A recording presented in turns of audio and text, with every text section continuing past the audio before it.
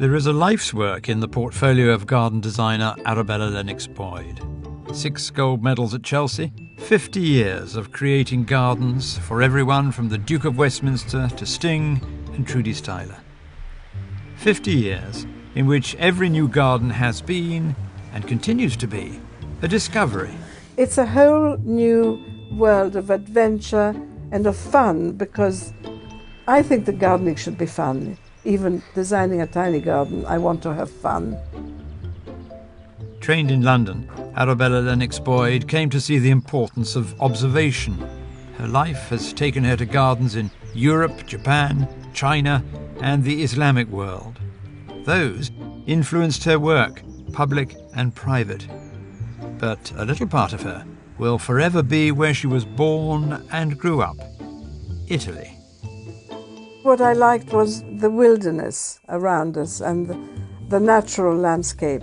That was my connection. It was really with the wildflowers and nature. One has to be in contact with nature. I think nature teaches you so much.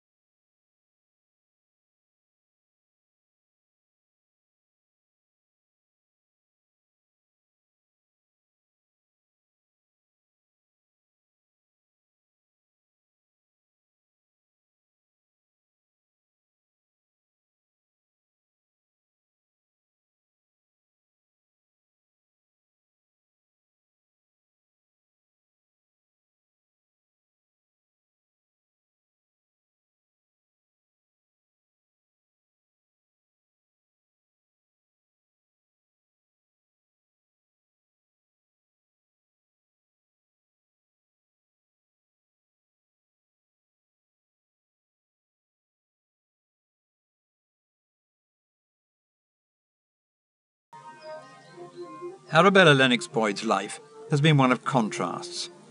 A childhood at the family house in Italy, a move in her 20s to London, where she started a small garden design company, and then marriage to the Conservative MP Sir Mark Lennox Boyd, who was variously Parliamentary Private Secretary to Margaret Thatcher and Under Secretary of State at the Foreign Office. I love this hosta. I wish I remembered the name. Which is how she found herself in Lancashire, where Sir Mark was Member of Parliament for Morecambe and Lonsdale, with a new home, Gresgarth Hall. After Italy, was it a shock? It could have been. No, I tell you, I'm never shocked. I was philosophical. I've always wanted to have a country house, and my husband, it's his career. He said, I'm really worried about the climate being so different for you. And my reaction was, look, I've moved from Italy to England. Whether it's a bit colder or wetter, it doesn't make any difference to me.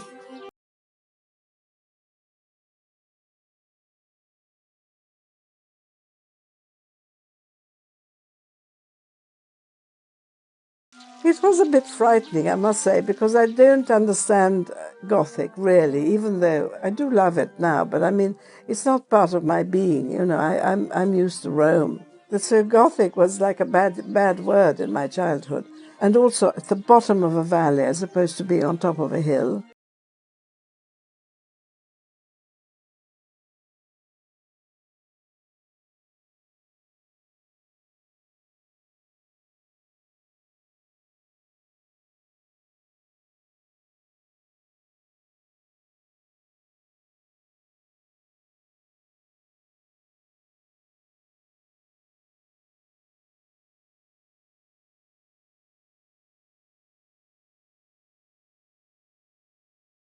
The hills that surround the house are like a corset in a way. And because it was so wild when we bought it, because it had been slightly abandoned, the owners had let it for years, so the whole place was very depressing and full of evergreens. And again, you know, I was brought up with olives and silver olives and the wonderful oaks. And, I didn't even have Quercus ilex, the home oak around me. So evergreens were not my favorite. But of course they planted them because it stopped the wind from being so fierce. But I had to get rid of every single conifer I could lay my hands on, and everything went, and I opened up the views. But I found that was difficult at the beginning. And of course the climate is pretty harsh. People come here like on a day like today, and it's heaven. There's very little water in the river, and it's beautifully calm, and you have these lovely blue skies and the scent and the breeze. Well, it's not like that in the winter. So it took me a few years to get used to it, but I love it now, obviously, I do.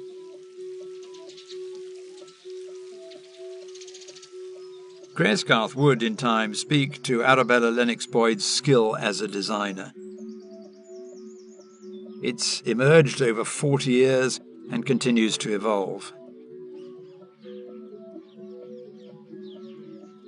Here she is, of course, designer and client. And the plan of this garden was made not before, but after she laid it out, the exact reverse of the procedure she now uses with her other clients. When we bought the house, the garden, there was hardly any garden at all, and first thing I did was to enlarge the garden. And actually, this was when I was thinking of the design of the garden. But when we actually arrived, I planted the first 6 magnolias on this bank on the other side of the river, very, very steep, and very little soil over rocky ground.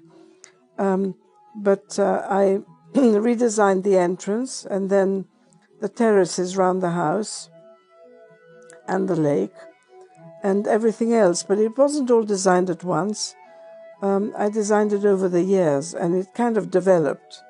And as it happens, it all makes sense at the moment. But it wasn't a conscious design. So I have the lake with the spring borders on one side, on the river side, which lead into the wild garden, and then into a very empty space with no plants at all, even though it does show a few trees. I've taken some out. And then the borders, which are facing west, and the purpose of all the hedges on that side of the garden is to stop the wind destroying the garden near the house, because we get these very strong winds. There is an area called the Lilac Walk, which was planted with a multitude of lilacs, which actually don't like it there very much. So I've planted other things, and leading on to the orchard. And next to it is the vegetable garden, which was there. The walls were there, but I redesigned the beds. Beyond that is the rhododendron wood, where I have my collection of rhododendrons and magnolias and other trees. And that leads into the wilder parts of the wood, which go up the valley for about a mile.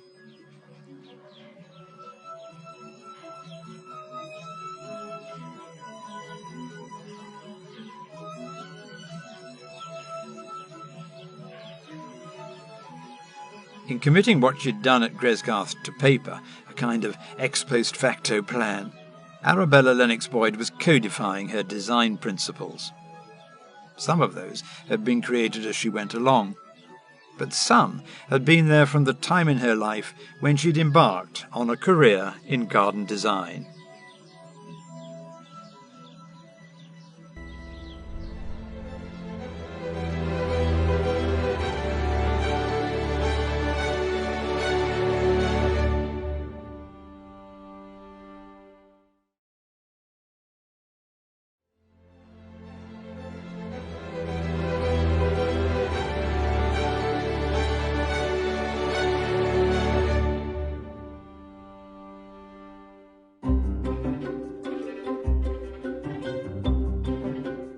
In London in the 1960s, the young Arabella Parisi signed up for a course on landscape architecture at Thames Polytechnic. She had to squeeze it in around the day job she'd taken after arriving from Italy.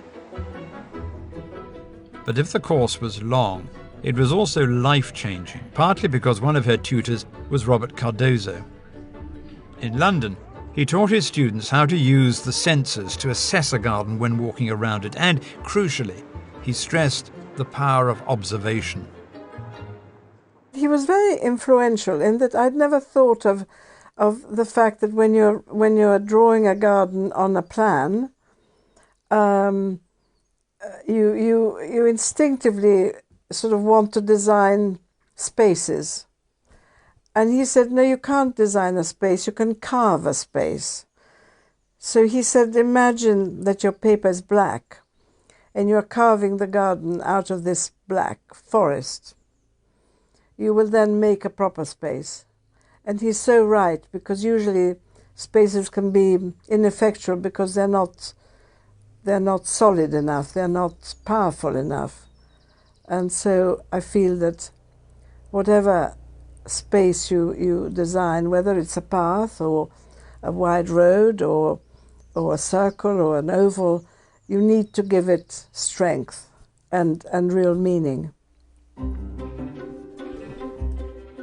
The course at Thames Polytechnic served Arabella well. She would later be awarded an honorary doctorate by the University of Greenwich, as it became. Her life, full of awards, would also see her made a trustee of Kew, the Chelsea Physic Garden, the Yorkshire Arboretum, and English Heritage. The design business took off.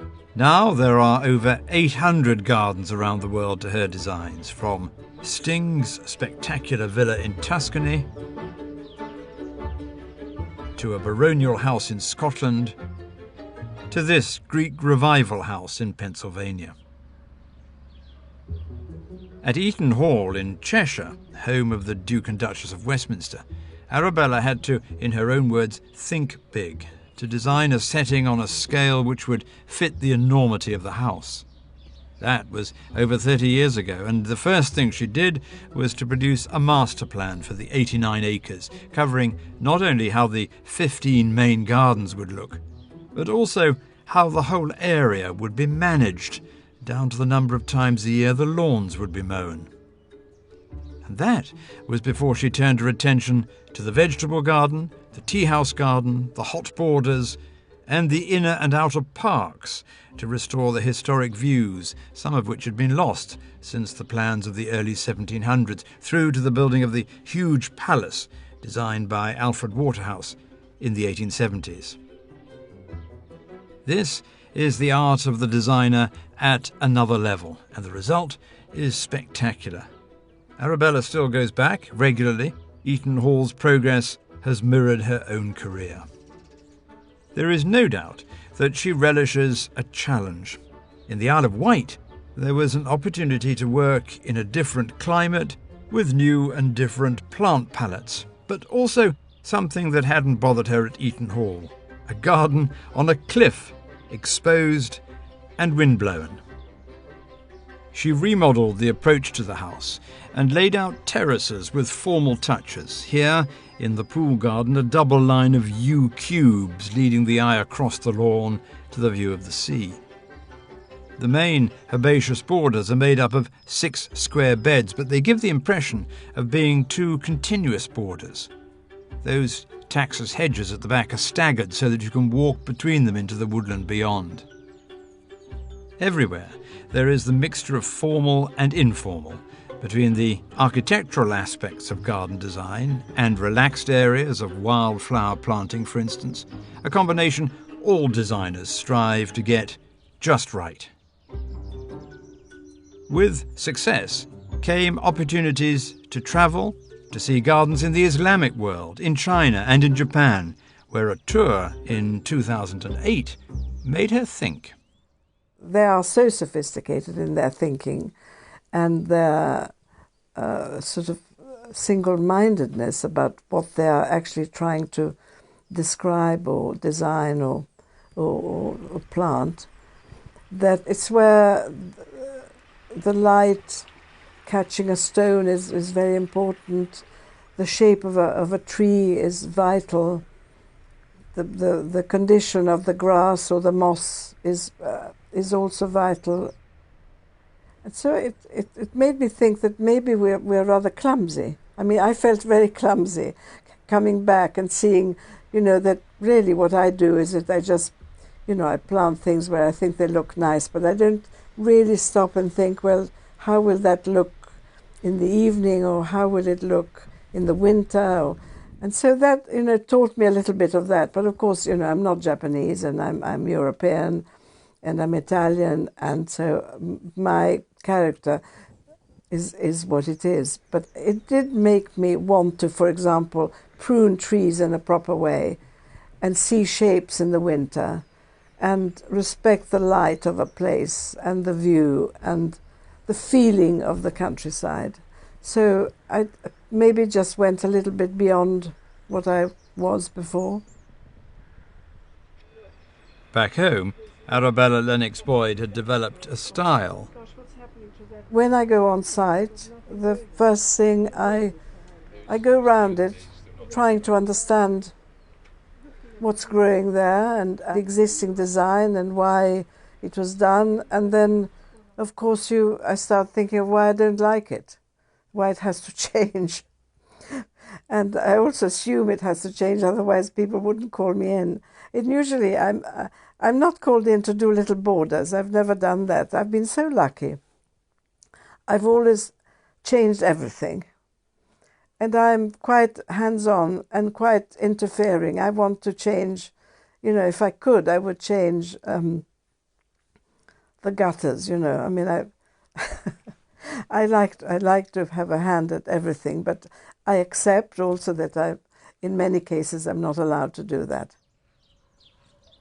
I make sure that I get a first impression, which is, I've always found it is the one that I have to be careful to keep, because it's very much a gut feeling, which I think I don't ever want to lose, because sometimes you get drawn into difficulties and the client's wishes, or something happens and you get, or the designer you're working with also, I obviously have people who I work with who slightly kind of push you on a way that you don't feel you should be. And I always try and go back to my initial instinct, which is usually in general right, in a very general way I'm not talking about detail.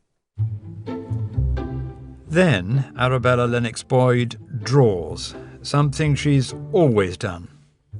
That movement of your arm and your hand is just vital for a path. You can't draw a path unless it's straight.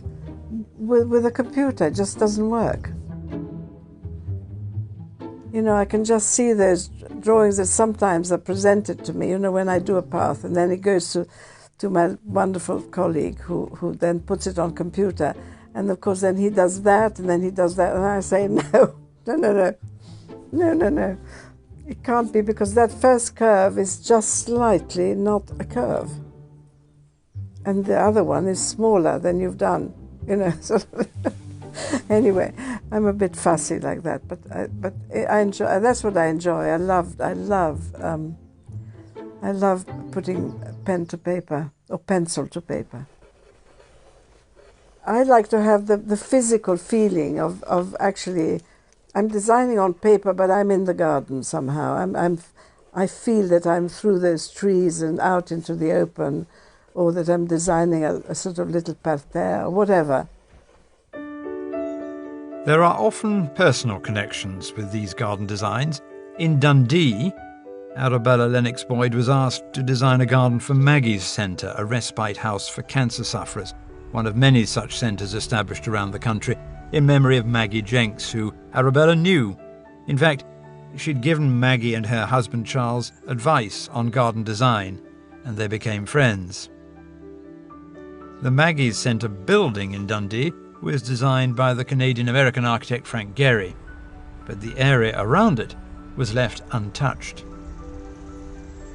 When I went there, I was bowled over by the the beauty of the building, of the Frank Gehry building, but also I was horrified by the way it was separated from the main hospital, which was, not very beautiful architecture and very big and overpowering.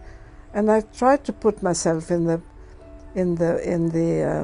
shoes of somebody who's been told that he's got cancer in that hospital, and then wanting to find a way to the beautiful, beautiful, inviting building down at the bottom. It was slightly below the hospital. There was no connection. There was just a sort of amorphous field and some trees.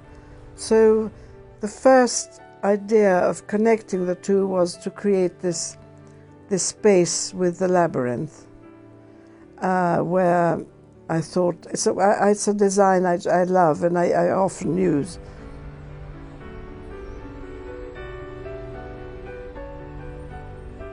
There is here evidence of what Arabella calls her spiritual side, an understanding that a garden can and should be designed to provide peace and calm.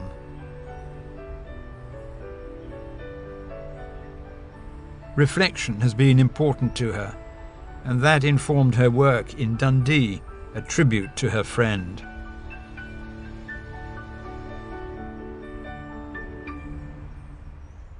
This social aspect of her work appeals to Arabella. For Airfield, just outside Dublin, she helped frame an unusual kitchen garden that's open to the public, a community project with a difference. For this design, her thoughts turned to the vegetable gardens of her childhood in Italy and to Villandry, the great chateau garden in the Loire. The main thing I really loved about that was that the fact that it's so near Dublin, and that people and children and grown-ups could go and actually understand what a vegetable garden is all about. And of course, because it's open to the public, we had to make it look pretty. So there is quite a lot of beds which are planted with ornamental things, and also vegetables are very ornamental if you plant them all together.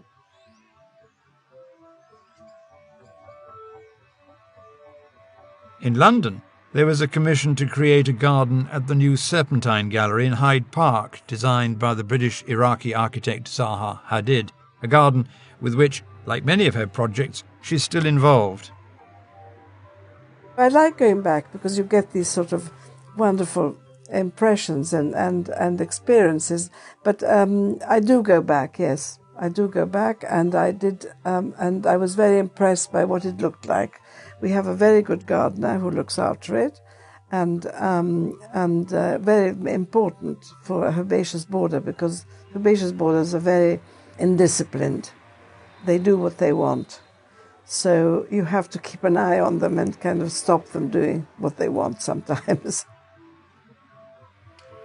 Returning frequently to the gardens she's created to check that everything is just so is a thread through the story of Arabella Lennox Boyd's design career.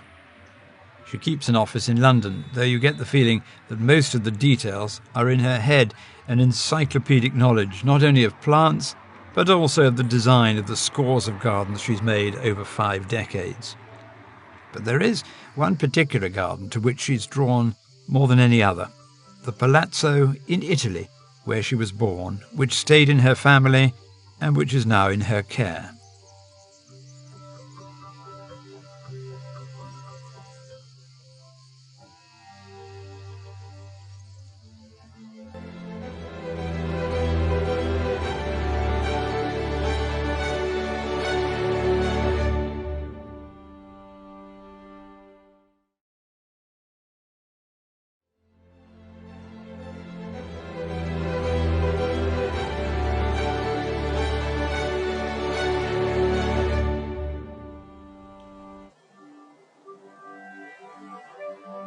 Arabella Lennox Boyd has vivid memories of her childhood in the Palazzo Parisi, 90 minutes drive north of Rome. Not that there were cars when she was young. Getting to and from Rome involved a donkey and a cart for part of the journey. This was post-war Italy, and although the house was grand, The Parisi family lived in only 3 of its 40 rooms. But in some senses, it was idyllic.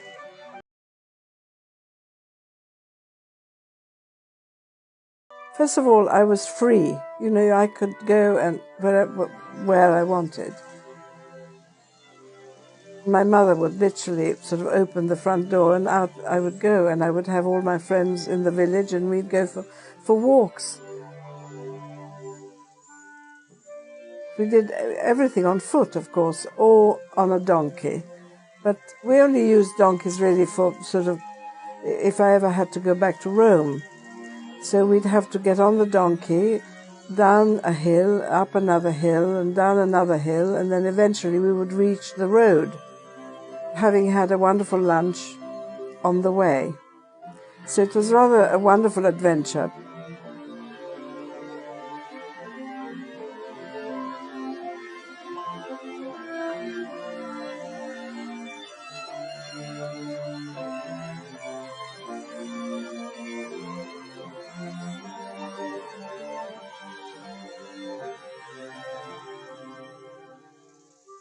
It was here on a hilltop between Rome and the Apennines that Arabella's love of nature was nurtured, that she came to love the rhythm of the seasons, the wild flowers, the freedom of the empty countryside, the genius loci, the sense of place, and the views. You had these views on one side of the Apennines and on the other of the very nearly the Roman Campagna Romana. I mean, not quite, but you could just see that there was a big plain beyond the hills, the rolling hills.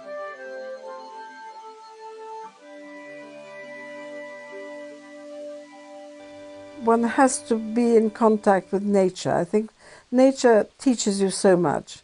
First of all, it teaches you patience, which people are very impatient. I'm very impatient too. But on the other hand, I do know to wait, because you have to wait. You know, you have to. You're looking at a plant now, and you say, I'm going to prune it, and then you have to wait for the year after to see the result. So everything, there's always a waiting time. You have to be quiet, and you have to let nature take its course. Though she moved to England, Arabella spent all her holidays in Italy. Her children came to love this place as she did.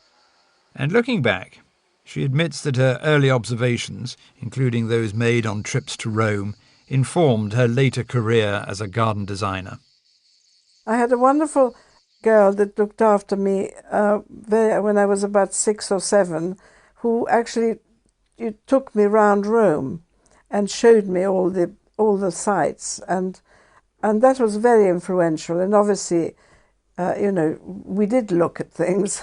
We didn't look at people. You're not supposed to look at people. It's quite rude to stare at somebody, but you can stare at a building or a view or the Tiber, with all the wonderful buildings surrounding it.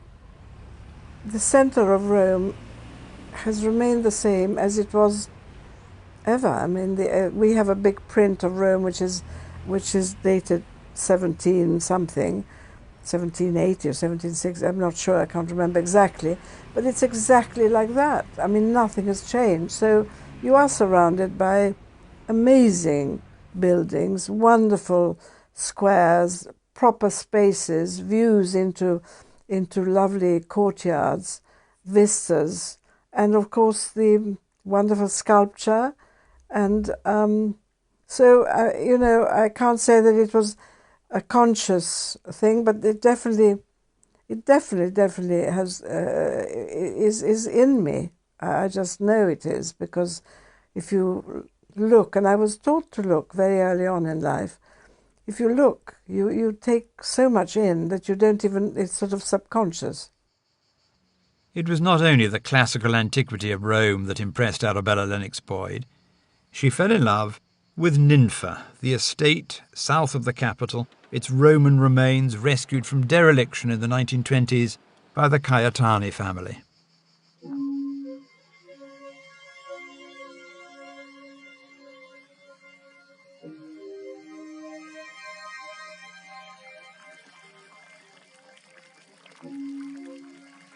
I'll never forget the first time I went to Ninfa, which was with a girlfriend, with an introduction to the owners who were still alive. We just arrived unannounced in a very Italian way. You know, we just assumed that we would be allowed to go in. And they were having lunch, which was very embarrassing. But anyway, they were incredibly kind, and they opened the door and they said, yes, come in. And it was like walking into paradise.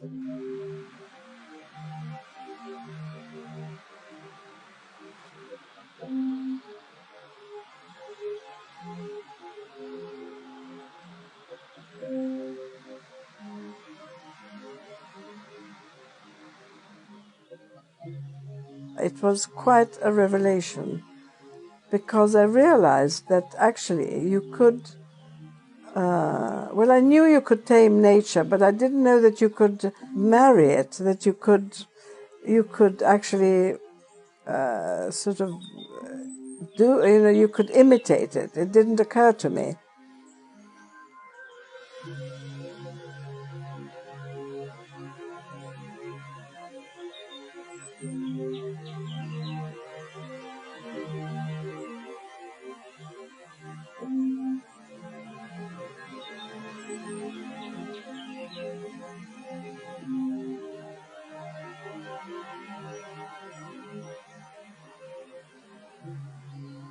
You didn't expect to suddenly be confronted with water, the sound of water, the scent of flowers, and these amazing ruins of the Byzantine city which was there, covered in roses, and roses tumbling in the water. I mean, it was just magic. The little small Roman bridge crossing it, and then the trout, huge, enormous trout, which are endemic to that river.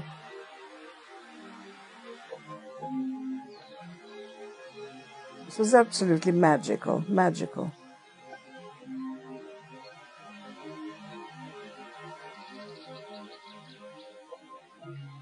The gardens at Ninfa now have the status of a natural monument visited by over 70,000 people a year. They are at one end of an arc which describes Arabella's connections to Italy, Ninfa, Rome, and the Palazzo Parizzi, where she is surrounded by memories of her mother and father, where she redesigns the garden from time to time, and where perhaps she has time to reflect on the gardens she's designed all over the world.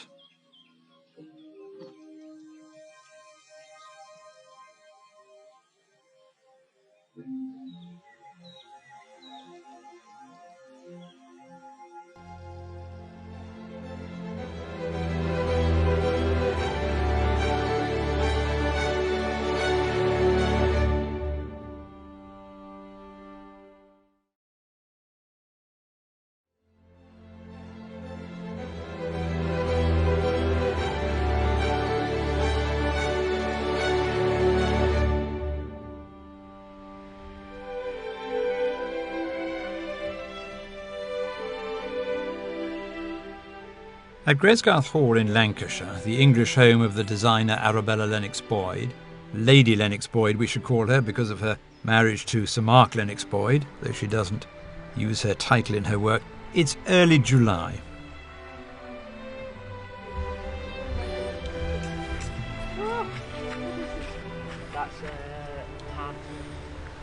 Arabella is just back from London and has 2 or 3 days before leaving for Italy to check on her ancestral home. It's an opportunity to talk to the Gresgarth gardeners, to find out how plants are doing, what needs tweaking. This is where I'm trialling out plants put together in a more casual way and mixed with various grasses here which do well in this part of the world. I.e. in this very wet weather. And it's rather wonderful to see it growing so well and looking so healthy and full of flower. And to consider how very different it all is from the day she stood here and thought about what it should look like. Robert Cardozo's advice about carving out came to mind. I redesigned everything. I redesigned the whole lot. It was very depressing. There was no garden, and the whole garden sloped down towards the river, so the house was sort of perched on a slope, but in a sort of very unnatural way. So the very first thing I did was to carve out all the terraces. I mean, there was a little terrace, but it was very narrow and no flowers and nothing. And I suppose in my mind the bad weather and the depression of being down the hill was exaggerated, but I felt I need the house to rise out of a garden. So that's what I designed. I enlarged the terraces, I built some steps, and I carved out the garden, which is flat round the house, and that is my little formal Italian sort of imprint, because then as you move away, you simply have to go into what nature's given me.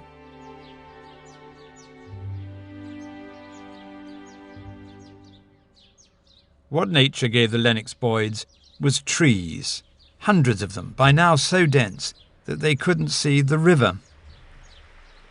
There were three aims early on: to remove evergreens, to vary tree types, and to plant magnolias.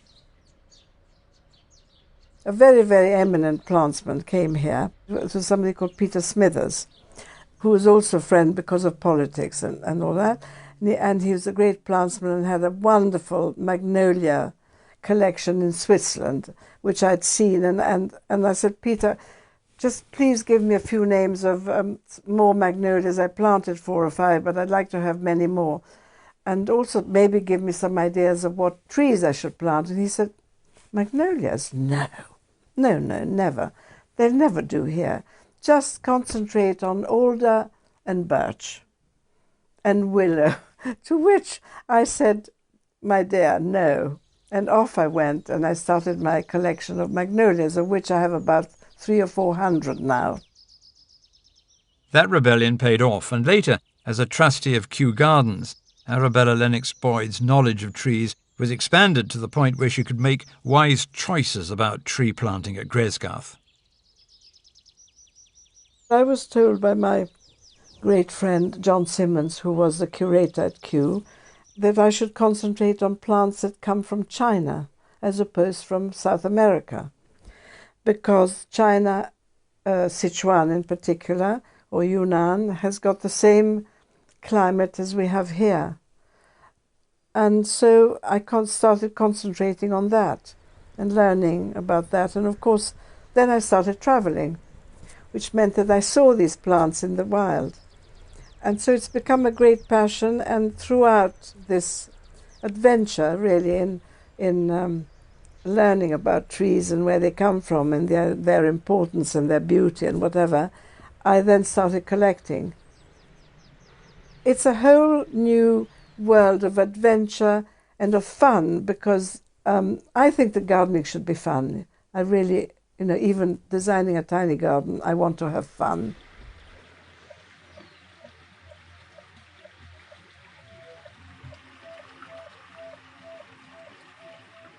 Trees are one thing, but Arabella Lennox Boyd says she's most content in one of her greenhouses, just potting seeds and cuttings. It's a reminder that she's a plants woman, and that designing has been a way of putting her knowledge of plants to practical use. 50 years ago, one led to the other.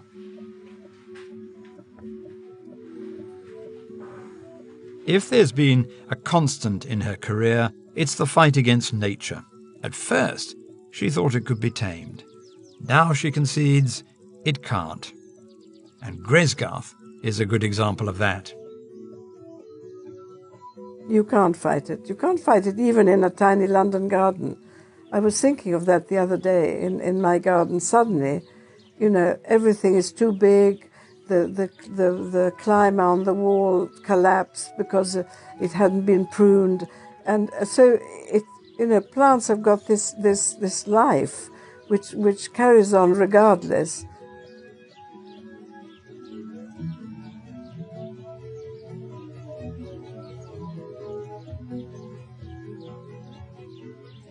Of course, here we have a very, very strong. The whole place is immensely strong. And you're constantly fighting against it. You're keeping all the weeds away. You have the river that breaks its banks because it's rained too much. There's nothing you can do about that.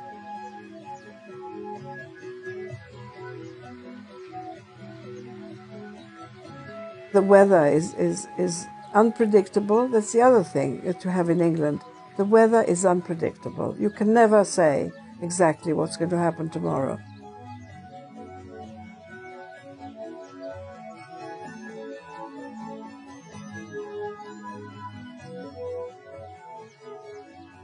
You have to accept that you can't control the growth of plants, you can't control anything in nature.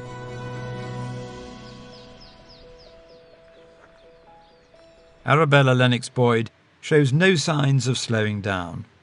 The garden, that's the garden at Gresgarth, the garden at Palazzo Parisi, the gardens she's designed for others, and the garden in the abstract, has been and remains her life. The one thing I have learned is that you have to detach. You have to detach from your gardens, because once you've done them, they're like children. You have to let them grow and you have to let them go. Very difficult.